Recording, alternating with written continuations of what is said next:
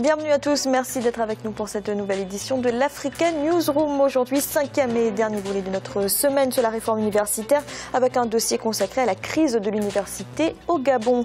Au programme également de cette émission, le Parlement de transition burkinabé a voté la mise en accusation de l'ancien président Blaise Compaoré pour haute trahison. Et l'ancien chef de la junte guinéenne, Dadis Moussa Camara, a reconnu sa responsabilité morale dans les massacres de 2009. Et pour nous accompagner pendant cette émission, nos éditorialiste Gracien Okindikiza, bienvenue. Merci Fanny, bonsoir à tous. Jean-François Kandikombe, bienvenue. Bonsoir Fanny, bonsoir à toutes, à tous.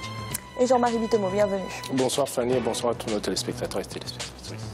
Tout de suite, l'actualité du jour.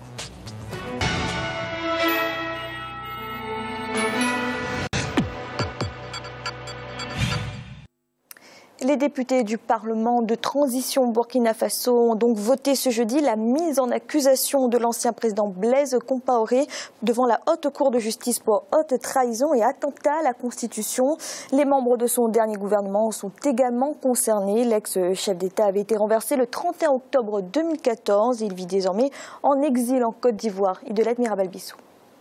Au Burkina Faso, le Parlement, à travers le Conseil national de transition, a voté la mise en accusation de l'ex-président Blaise Compaoré et d'une douzaine de ses ministres.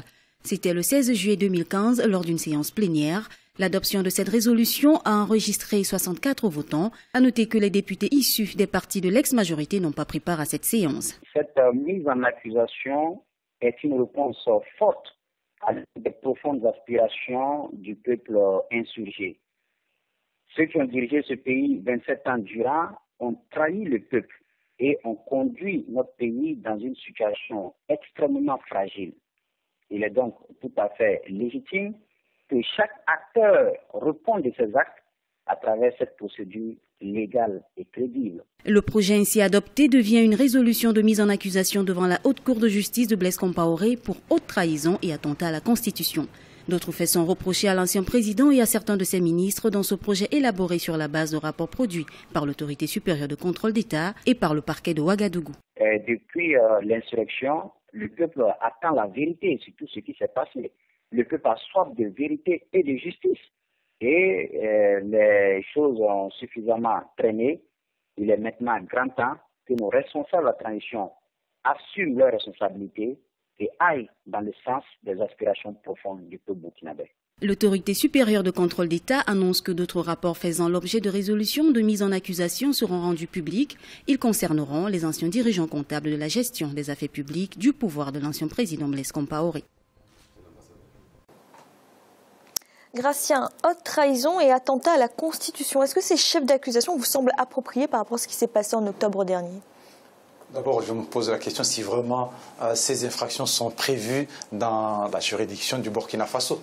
En ce cas, si vraiment c'était prévu, je pense que les textes de loi du Burkina Faso sont bien remplis parce que ce sont des choses qui n'étaient pas prévues. Et pour moi, ça ne me semble pas vraiment assez complet pour qu'il soit traduit en justice pour haute trahison. Si au moins on parlait d'ordre donné pour tirer sur les manifestants. En fait, le fait d'étudier cette question au Conseil des ministres, le fait que les ministres acceptent qu'ils puissent modifier la Constitution, pour moi, ce n'est pas une haute trahison. Il a essayé pour rester au pouvoir, comme beaucoup de présidents le font. C'est une faute. Mais ce n'est pas une haute trahison. Ce n'est pas, on peut dire que même si c'est un élément qui a déclenché les manifestations pouvaient y avoir. Si avec les manifestations sans mort, sans blessés, il n'y aurait pas eu de problème, il a quitté le pouvoir. Le problème pour moi, ça réside surtout les tirs sur les manifestants qui ont été blessés et qui ont été tués. Jean-François, le fait de vouloir modifier la Constitution ne relève pas de la haute trahison ? D'abord, Fanny, présomption d'innocence. Dans chaque procédure, il faut toujours commencer par là. Mais le crime de haute trahison est un crime qui est prévu dans la plupart des constitutions. Il ne s'agit pas ici de procédure pénale, il s'agit d'une procédure politique qui va d'ailleurs devant la haute cour de justice, qui n'est pas une juridiction ordinaire. On connaît ça dans la plupart des pays, y compris ici en France. Et donc le crime de haute trahison consisterait, parce qu'il y a la présomption d'innocence, dans le fait d'un attentat à la Constitution. Bon. Est-ce qu'il y a attentat? Est-ce qu'il n'y a pas attentat? C'est la procédure, la suite de la procédure qui nous le dira. Moi, j'ai un peu, quand j'ai entendu cette information tout à l'heure, je me suis dit c'est peut-être la réponse du berger à la bergère ou de la bergère au berger. Parce que vous vous souvenez, le 13, nous avions eu un arrêt de la Cour de justice de la CEDEAO qui disait le fait d'exclure un certain nombre de personnes, notamment les pro-Blaise, de la procédure électorale n'était pas légal, était une violation des droits fondamentaux. Et aujourd'hui, alors que c'était le Conseil national de transition qui l'avait voté. Aujourd'hui, on a une sorte de réponse qui consiste à dire nous sommes le Conseil national de la transition, nous pouvons engager à l'égard d'un certain nombre en vertu de la Constitution. Et là, j'attends de voir si la Cour de justice vous dira qu'elle est compétente. Nous pouvons mettre en cause un certain nombre de personnes. Ça ne veut pas dire qu'ils sont coupables, mais moi je m'en réjouis en tant qu'Africain à partir du moment où le signal qui est donné là, même si Blaise Compaoré s'en sort de cette procédure, le signal qui est donné est un bon signal. Lorsque vous avez commis des actes, vous avez à en répondre. Vous vous défendez. Si vous en portez la conviction, vous vous en sortez. Si vous n'en portez pas la conviction, vous êtes condamné, et c'est bien que les atteintes graves à la Constitution commencent, ceux qui veulent les commettre commencent à avoir un peu peur de ce qui peut se passer après. Alors Jean-Marie, est-ce que cette haute cour de justice qui va devoir se prononcer vous semble habilitée à juger un ancien président ? Vous savez, comme Jean-François vient de le dire, Fanny, la compétence, c'est-à-dire il faut d'abord circonscrire les compétences des différentes institutions qu'on a dans un État. Et la Constitution les fixe clairement. Dès l'instant que vous touchez à la Constitution, il ne faut pas oublier une chose, c'est que c'est la règle fondamentale supérieure à toutes les autres règles de droit d'un État. Donc dès cet instant-là, je pense quand même pas que les magistrats burkinabés sont aussi sots pour pouvoir, comment dirais-je, poser un acte comme celui-là, c'est-à-dire en évaluant, si vous voulez, sa gravité et sa portée. Donc, de ce point de vue-là, en dehors de la compétence de la Cour, il y a aussi le côté, comment dire, si nous sortons du côté juridique et du côté politique, il y a quoi? C'est-à-dire, il y a les faits. Les faits sont-ils avérés, oui ou non?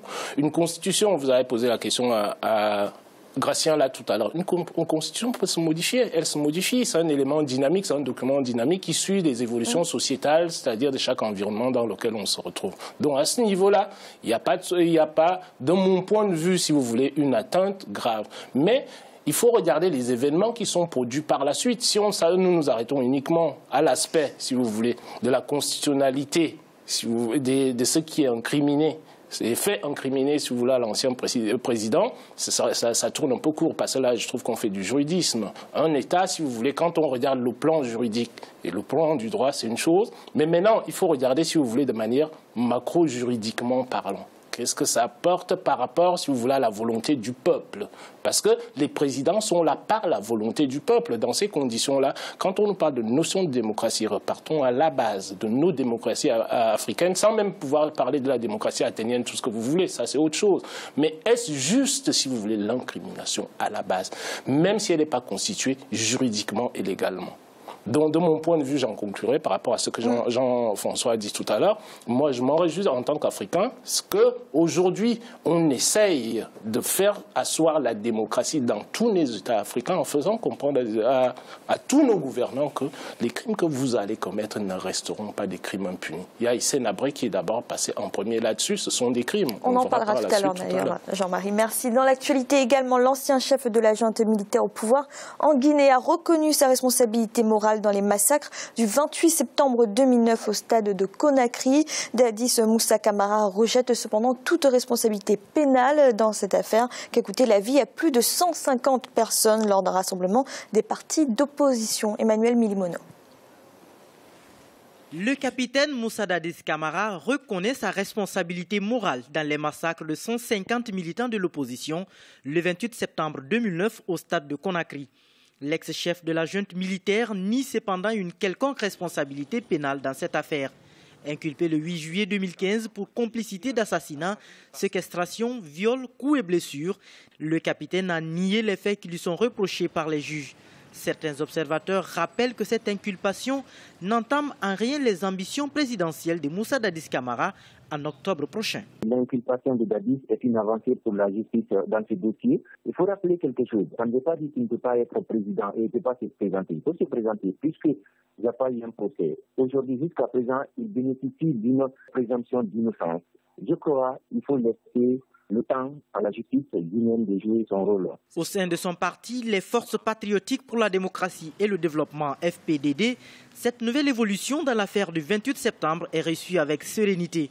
Sa candidature reste maintenue jusqu'à la tenue d'un procès qu'il souhaite juste et équitable. À partir du moment où, à l'époque des faits, le président de notre parti était le président de la République, chef de l'État, commandant en chef des forces armées. Donc, face à une telle situation, il doit en principe être entendu.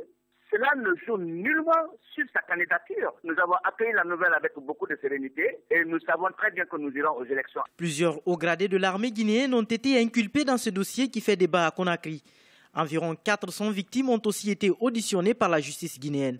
Les associations des victimes et les organisations de défense des droits de l'homme s'activent pour la tenue d'un procès qui sera à même de punir les auteurs de ces crimes, qualifiés de crimes contre l'humanité par une enquête internationale.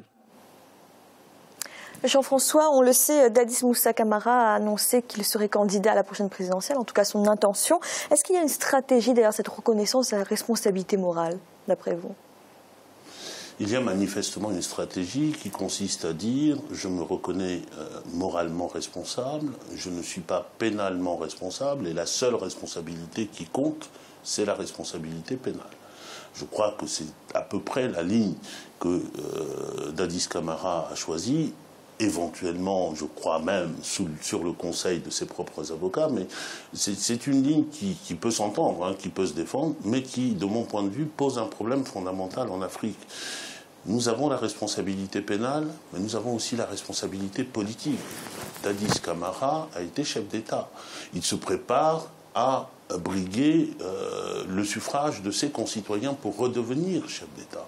La responsabilité politique et la responsabilité pénale ne sont pas les mêmes. On peut très bien encourir la responsabilité politique et être, par exemple, démissionné d'un gouvernement sans avoir commis aucune infraction pénale. C'est ce sens de la responsabilité politique qui manque à notre continent.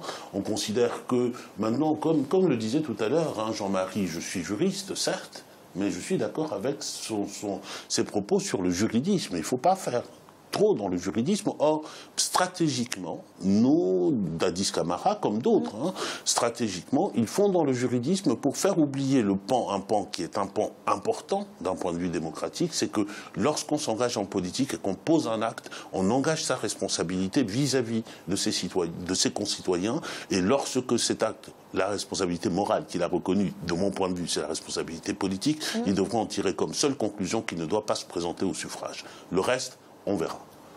Grâce, alors justement avec cette enquête qui avance, est-ce que Dadis Moussa Camara peut réellement maintenir sa candidature à la présidentielle?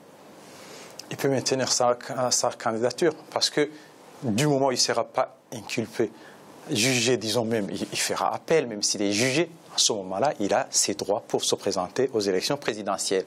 Mais tout en sachant bien ce qui s'est passé, il faut qu'il continue. Jean-François, il a parlé de sa responsabilité politique, disons la responsabilité morale aussi, mais n'exclut pas cette responsabilité pénale par rapport aux citoyens. Parce que ce qui s'est passé à ce stade, environ 157 personnes tuées, 169 femmes violées, ça ne peut pas se faire sans que le président de la République ne soit pas au courant. Il a donné l'ordre de faire l'assaut sur le stade. C'est lui le commandant suprême. On ne peut jamais, au sein d'une armée, quand on est chef de l'État, il ne peut jamais y avoir un tel acte, une telle attaque, sans qu'on soit au courant, sans qu'on suive minute par minute de ce qui se passe. Ça serait de l'irresponsabilité si on ne le faisait pas. Et lui, c'est un militaire. Donc il savait bien ce qui se passait, donc il a toujours sa responsabilité. Il est présumé innocent, mais la responsabilité pénale y est aussi. Il pourra se présenter, mais en même temps, je pense que le peuple guinéen n'a pas encore oublié. Alors Jean-Marie, rapidement, de l'autre côté, il y a aussi les partisans de Dadis Moussa Camara qui s'interrogent parce qu'il n'a jamais été inquiété depuis ce massacre. 6 ans après, pourquoi une inculpation maintenant ? Mais l'occupation, maintenant, vous savez, ce type de crime-là, si vous voulez, une fois que ces crimes-là sont commis, qu'est-ce qui se passe? Dadis Camara, déjà, il ne résidait pas, comment dirais-je, en Guinée. Qu'est-ce qui s'est passé? Lui-même, il a senti la responsabilité morale dont Gratien et Jean-François viennent de parler là. Donc, qu'est-ce qui s'est passé? Il a préféré s'exiler. Donc, en s'exilant, vous savez très très bien, chez nous en Afrique, nous n'avons pas, si vous voulez, des structures suffisamment performantes pour lever, c'est-à-dire des enquêtes. Il a fallu du temps à l'État guinéen, parce qu'entre-temps, une fois qu'il fut parti, il y a eu des élections. Ces élections-là, il fallait remettre en place, si vous voulez, toutes les institutions de la nation, et à partir de là, on commence maintenant à évaluer les choses, à pouvoir penser que, bon, par rapport aux événements antérieurs qui sont passés, quelles sont les responsabilités des gens? Donc, de mon point de vue, c'est pas tout à fait, il n'est pas tard de pouvoir rendre la justice. J'ai dit toujours ici, là, bon, comme il a rappelé tout à l'heure, Jean-François, par rapport à ce que je disais, c'est bien beau de se prévaloir du juridique, mais d'un autre sens, il faut aussi se prévaloir, c'est-à-dire mettre en avant l'équité, la justice en tant que telle, par rapport à des faits qui sont avérés, qui sont des faits réels. Si les faits étaient contestables, comme on le disait tout à l'heure, Gratien l'a bien explicité, le chef de l'État, c'est le chef des armées en même temps. Donc à partir de là, tout ce qui peut se passer d'autant plus qu'il était militaire comme il l'a spécifié, Gratien. Donc de mon point de vue, sa responsabilité, qu'elle soit politique ou pénale, se trouve gravement engagée dans ces événements-là. Merci, nous avons marqué une courte pause à l'instant, la deuxième partie de l'Africa Newsroom. À tout de suite.